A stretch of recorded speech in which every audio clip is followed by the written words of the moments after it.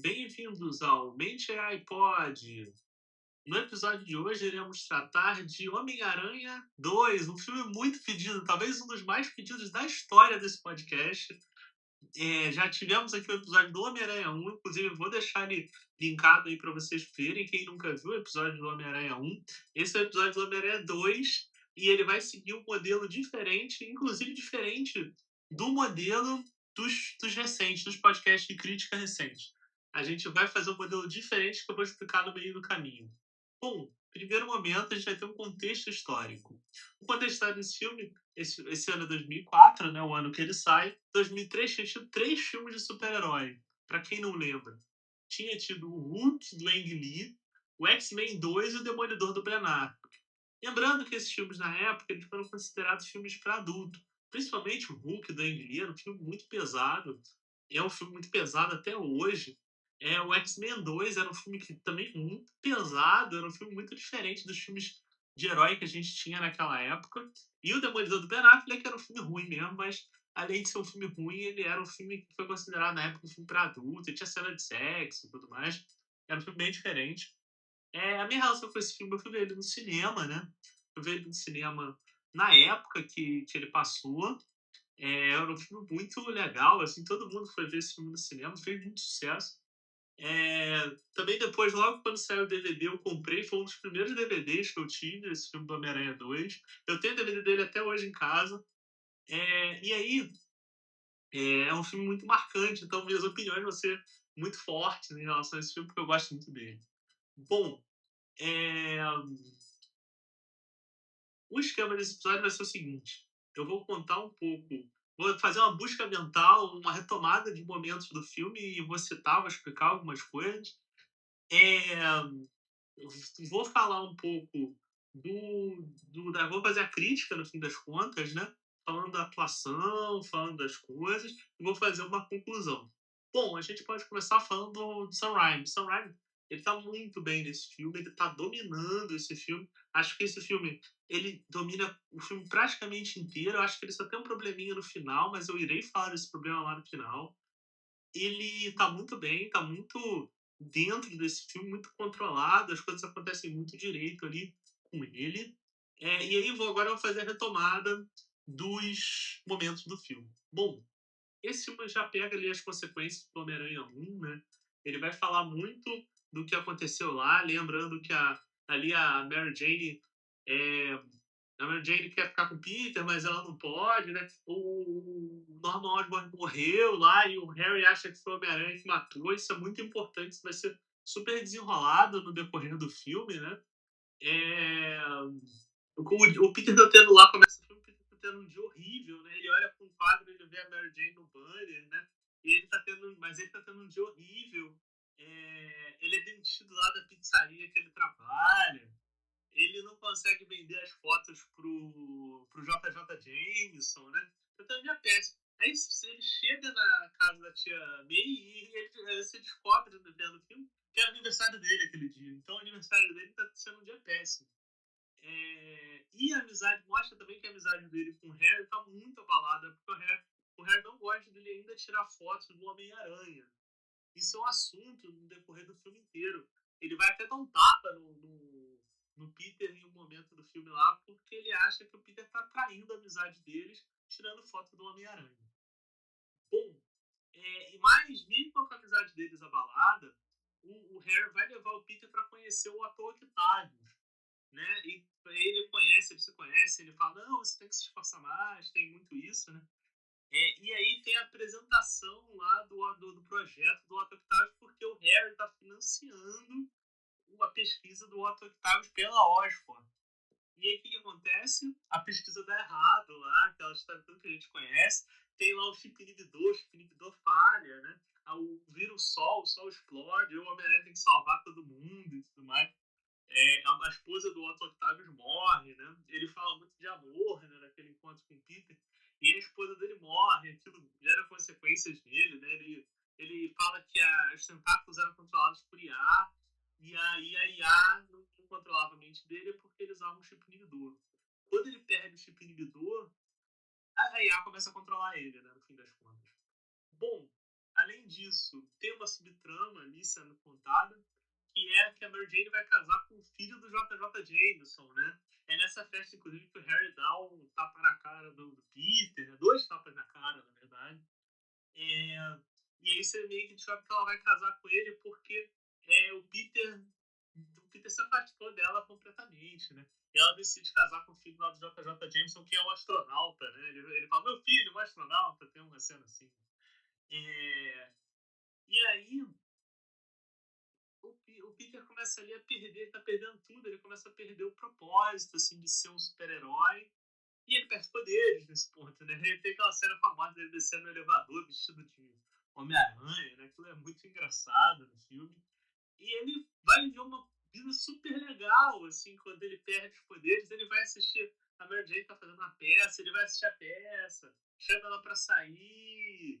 É muito legal esse momento dele sem poderes, assim. Mas ele vai recuperando o propósito, né? Ele vai recebendo o chamado de novo. E enquanto ele tá nesse ponto aí, que ele tá super feliz, super se divertindo e tudo mais, o Otto Octavius quer refazer a pesquisa, né? Lembra? Ele sofreu um acidente, mas ele acha que ele não errou na pesquisa, então ele quer refazer. Então ele vai atrás do Harry, porque o Harry tem trítio, o tal do trítio que é a matéria-prima para ele fazer pesquisa. E aí o Harry fala assim pra ele, eu só vou te dar o trítio se você encontrar o Homem-Aranha.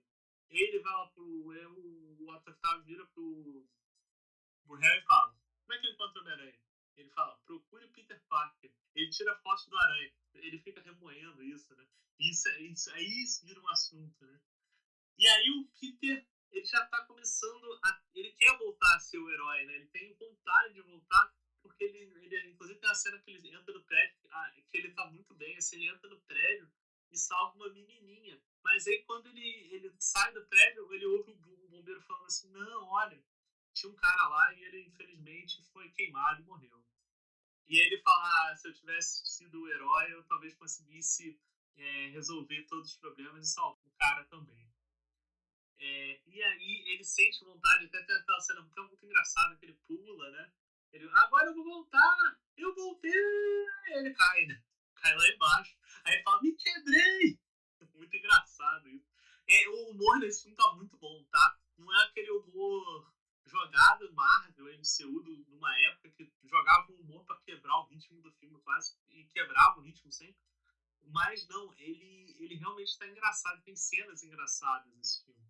Ele vai com um almoço, né, com a Mary Jane, que é um almoço que ele quer falar com a Mary Jane que ele não ama ela. Porque tem um ponto que ele tá na vida tão feliz que ele fala, eu te amo, queria morar com você.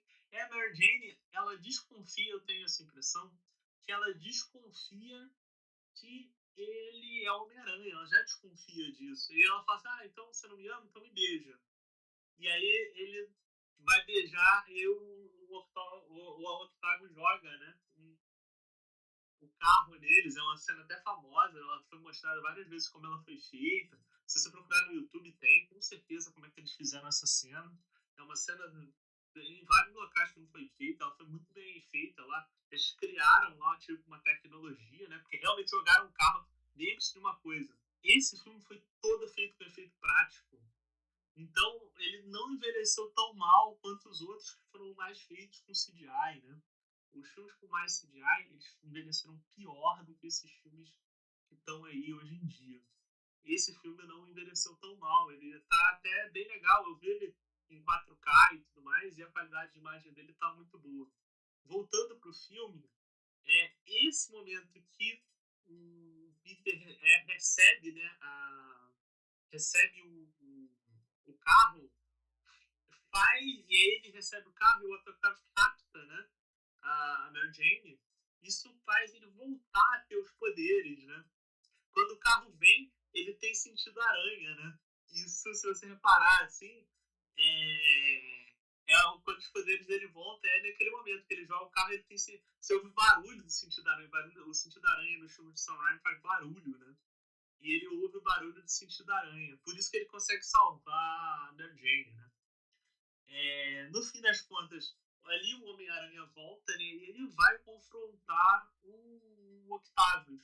No momento que ele vai confrontar o Octavius, ali os poderes, ele não tá ainda na sua melhor forma, e o Octavio vai lá e consegue capturar ele e entregar ele pro Harry. E aí o Harry tira a máscara, né? Que tem aquela cena famosa que ele tá todo é, em cima de arame, né? E aí o Harry tira a máscara dele e aí o Harry descobre que ele é o Homem-Aranha e o Peter, né? E aí, logo depois disso, o Peter tem lá uma conversa, né, com o Harry e fala assim, olha, vou proteger, assim, eu preciso proteger a cidade porque o que o Octavio vai fazer é muito pior do que você pode imaginar. E aí ele vai lá proteger a cidade com os poderes, né, com os poderes do Peter. E aí tem a batalha final, no fim das contas. Na batalha final, acaba que o Peter não, ele já tá fazendo lá o experimento, né? Ele começa a fazer o experimento de novo, e de novo o Sol vai destruir a cidade de Nova York. E aí ele consegue convencer o Dr. Octavius a destruir a pesquisa. E nesse ponto ele inclusive se mata, né? Assim, tem um contraponto. Nem sei se teria isso no filme de hoje em dia, mas ele, no fim das contas, ele se mata e destrói a pesquisa, né? E com isso ele acaba a batalha final, né? Ele salva a cidade. Mas, lembre-se, o Dr. Octavio estava com a Mary Jane. E nesse ponto que acontece, a máscara dele é destruída e a Mary Jane descobre que o Peter é o Homem-Aranha. Isso vai ser fundamental para agora esse final, né? Que aí avança, né? Ela avança ali, ainda não é o casamento, tem uma ceninha anterior que essa cena é a cena que fudeu com tudo. O Harry descobre que o Norman era o Duende Verde. E muito por conta dessa cena, eu vou falar isso depois, leva o Homem-Aranha 3, né? O Homem-Aranha 3 só existe por causa dessa cena. E aquele retcon todo lá do Homem-Aranha 3 é por causa dessa cena. Porque, e aí, logo depois dessa cena, tem a cena da Mary Jane fugindo do casamento pra ficar com o Peter. Ela foge ali do casamento, decide ficar com o Peter e o filme acaba, né? O filme acaba assim, com ela decidindo ficar com o Peter e aceitando que ele é o Homem-Aranha e mesmo assim ela quer ficar com ele. E assim acaba o filme e agora a gente vai pra crítica. Eu vou começar criticando a atuação. Acho que sempre tem aquela história do ator que roubou a cena, agora tem isso no podcast, isso é muito importante. O ator que rouba a cena nesse filme é o James Franco. James Franco tá incrível nesse filme. Lembre-se, é um James Franco antes de toda aquela história, de toda aquela polêmica dele ficar pegando as alunas, fazendo sexo sem consentimento com as alunas, essas coisas. Mas ele tá muito bem nesse filme. Ele tinha vindo também de filmes interessantes depois do Homem-Aranha 1, né? A Kristen Dunst, eu falei no primeiro filme, na crítica do primeiro filme, ela era a melhor atriz ali deles, então ela tá muito bem nesse filme também. O Alfred Molina era um ator, ele não carrega tanto o filme quanto o primeiro. Eu acho que quem carrega o filme nesse é o Tom Maguire. Esse é o melhor filme do Tom Maguire, disparadamente. Ele tá muito bem nesse filme. Mas eu vou falar dele daqui a pouquinho. Mas o Alfred Molina aqui também tá muito bem. Ele faz um Octavio muito bom, assim. Ele tá 100% nesse filme. Ele atua muito bem. E aí vem o Tom Maguire. Esse é o auge do Tom Maguire. Tom Maguire tinha feito um filme em 2002, tinha feito um filme de Oscar em 2003, que era o Sea Biscuits, que ele faz um cavaleiro, né? Um cavaleiro de turf, né? O Sea Biscuits era um cavalo famoso, né? Lá nos Estados Unidos. Ele faz esse filme. Esse filme não teve tanto apelo aqui no Brasil. Depois ele chegou até a passar, porque era um filme com o Tom Maguire tinha feito Homem-Aranha, então esse filme passa até na Globo, eu lembro, porque teve um preparativo para esse filme passar na Globo. Mas esse filme é indicado ao Oscar. Ele não é indicado por atuação, mas o filme, como ele é o protagonista, o filme acho que teve 6 ou 7 indicações ao Oscar. Mas aquele ano foi o ano do Senhor dos Anéis, Retorno do Rei, então o filme não levou muita coisa para casa, não. Acho que nem levou nenhum Oscar, inclusive. Mas, assim, mostra que ele estava muito bem naquele filme. E fez ele entrar nesse filme muito bem também. Esse é claramente o auge da carreira dele. Depois disso, a carreira dele, principalmente depois ele do Homem-Aranha 3, a carreira dele vai ficar muito errática. Ele vai fazer pouquíssimos filmes, vai aparecer em poucas histórias. Mas nesse momento é o auge da carreira do Tom Maguire como ator, assim, um auge legal dele. Esse filme é muito melhor que o primeiro. Eu acho que ele não tem a barriga do primeiro, não tem as cenas do apartamento, por exemplo. Eu acho que ele é muito direto no que ele quer mostrar, assim. Ele mostra cenas, não tem muita cena fugindo, assim, das histórias. Acho que se você considerar a barriga, é aquele negócio dele perder os poderes, mas eu acho que no filme, embora não tenha uma explicação oficial direta no filme de por que ele perde os poderes, fica ali subentendido que ele meio que ele perde o propósito de ser Homem-Aranha, ele meio que desiste de ser Homem-Aranha, e por isso que ele perde os poderes. E aí depois ele volta a ser o Homem-Aranha porque ele sente de novo o propósito de ser o Homem-Aranha, né? É um filme muito redondo, assim. É um filme que não tem muitas falhas, assim. E aí eu vou falar do que fudeu esse filme. O que fudeu esse filme foi aquele final do Harry. O final do Harry é a pior coisa do filme, porque ela é completamente desconectada. Eu acho que o Harry tinha que descobrir, mesmo que o Norman Osborn era o Duende Verde. Não sei se ele precisava descobrir que ele era o Duende Verde. Eu acho que precisava descobrir que ele meio que, como ele tentou empalar o Peter, ele acabou morrendo. Né? Ele não descobre isso nem no 3, porque o Peter nunca contou pra ele que ele foi que o Harry, que o Norman tentou empalar ele. Isso nunca é dito nos filmes. Então, ele fica sem saber. E aquele final faz o papel contrário, faz ser o chamado. O Norman chama ele para ser o Duende Verde. E ele acha que com isso ele tem que lutar contra o Peter, ou para derrotar o Peter, ou para vingar o pai dele. Ele faz o ciclo da vingança, né? Então o Harry acha que tem que vingar o Peter sendo o Duende Verde. Porque ele já sabe agora, né, que o Peter é o Homem-Aranha. E eu acho que esse final gera o Homem-Aranha 3. Um dos motivos, eu acho que tem alguns motivos. O primeiro motivo é esse final meio confuso. Mas esse final só existe por causa do Senhor dos Anéis 3. Eu tenho muito essa impressão. Porque essa época é a época dos filmes 3. Teve um momento desse no cinema. Que teve Homem-Aranha 3, teve o X-Men 3, teve o Harry Potter Prisioneiro de Azkaban, que teve um outro caso que ele foi um sucesso de bilheteria também. O Senhor dos Anéis foi o filme completo, né? Porque ele foi o Retorno do Rei, foi o filme completo. Ele foi sucesso de bilheteria, ele foi sucesso de crítica, e ele foi até hoje um dos filmes com mais Oscars na história. Ele foi indicado a 11 Oscars e ele ganhou todos. Então, Hollywood entendeu errado isso. Ela começou a achar que os filmes precisavam ter filme 3 nesse momento. Então tem vários filmes 3 ruins, assim, filmes 3 forçados. E aí eu acho que essa cena entra no filme meio que pra gerar o filme 3. Ele já pensando no filme 3, né? Eu acho que ele já entra nesse filme 2 pensando no filme 3.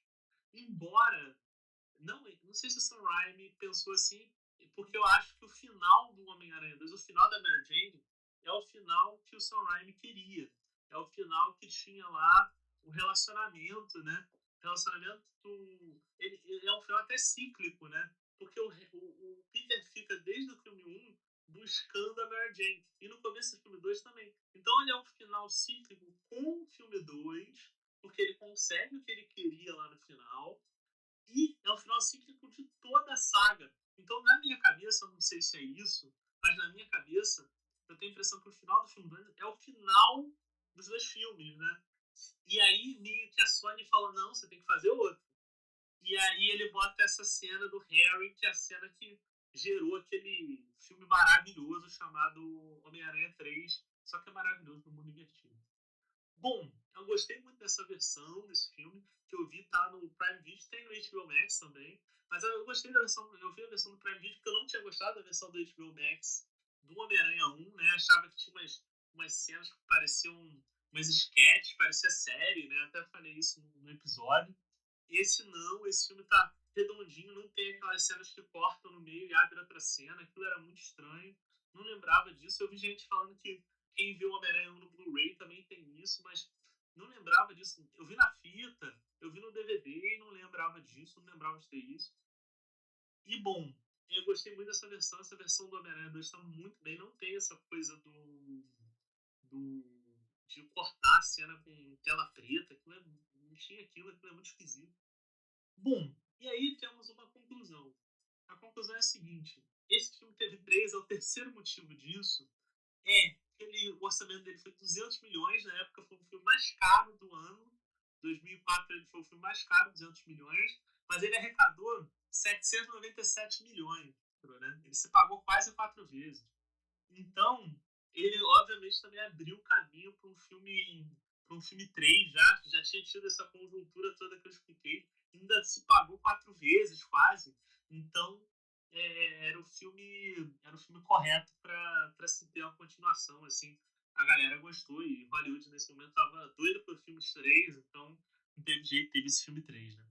Com isso, acho que esse filme é o filme definitivo do Homem-Aranha. Assim. Se você. Ah, teve um filme do Homem-Aranha. Pode ver esse filme. Porque esse filme é sucesso, assim. Ele é um filme redondo, as atuações estão perfeitas. Esse é o auge do Tobey Maguire. Talvez seja o auge do auge das atuações dos filmes. Das atuações dos filmes do Homem-Aranha. Eu acho que o Andrew Garfield é um ator, é o melhor ator dos três, tá? Incrível que pareça. Pra mim, o Andrew Garfield é o melhor Homem-Aranha de ator, assim. Se você pensar só em atuação nos filmes dele, o Andrew Garfield é o melhor. Mas, nesse momento, no ponto, o Andrew Garfield era muito novo ali no. Ele tinha acabado de fazer a rede social e vai fazer esse filme, né? Ele vai fazer os Homem-Aranha. O Tom Maguire, nesse momento, ele já está consolidado como ator. Né?